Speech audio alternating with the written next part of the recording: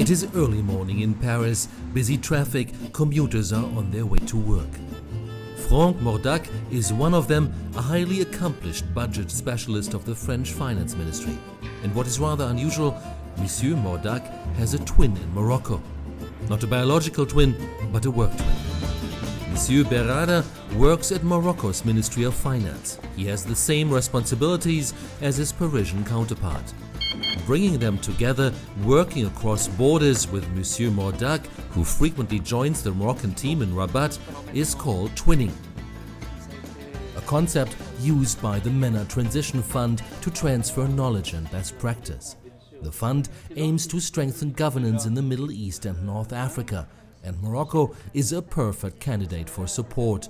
It is geared to have dramatic changes in the way it allocates the government budget, modernizing its economy and society. France has already done this. There are valuable insights to share. How a budget works or fails is rarely on the mind of citizens, but it is a big driver for failure or success of public services. It is more than a pure fiscal reform.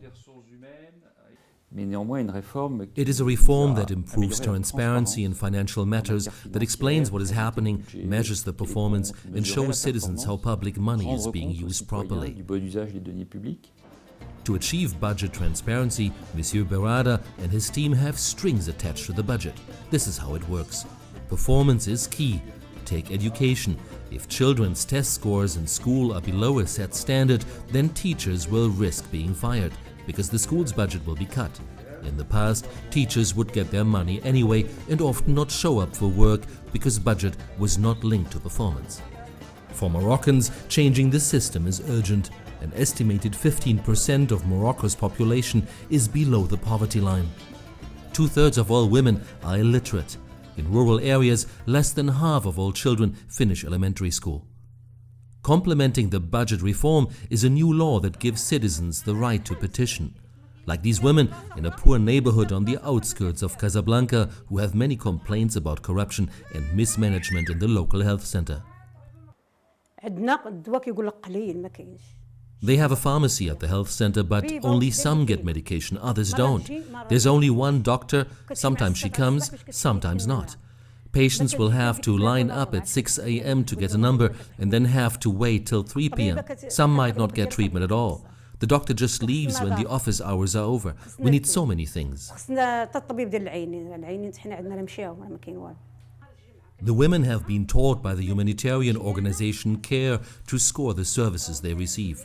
In the future, they can move their complaint onto an electronic platform, empowering them over a bureaucracy that has ignored them for too long. No surprise that the budget reform has become a big item. The Prime Minister joined the launching conference, awards were being handed out to officials. The World Bank involvement, a TV news item. This reform helps to facilitate the modernization of public management and services. Citizen satisfaction is high on the priority list ever since Moroccan King Mohammed VI started a reform agenda after the Arab Spring.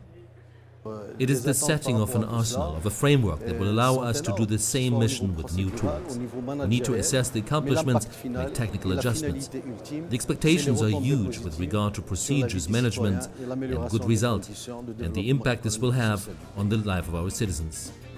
And what will happen to the twins, to the binational team that designed the budget reform, pushed it through, and finally has seen it launched?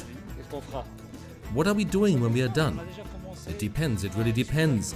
We already have talked to the World Bank to extend the cooperation for a couple more years maybe.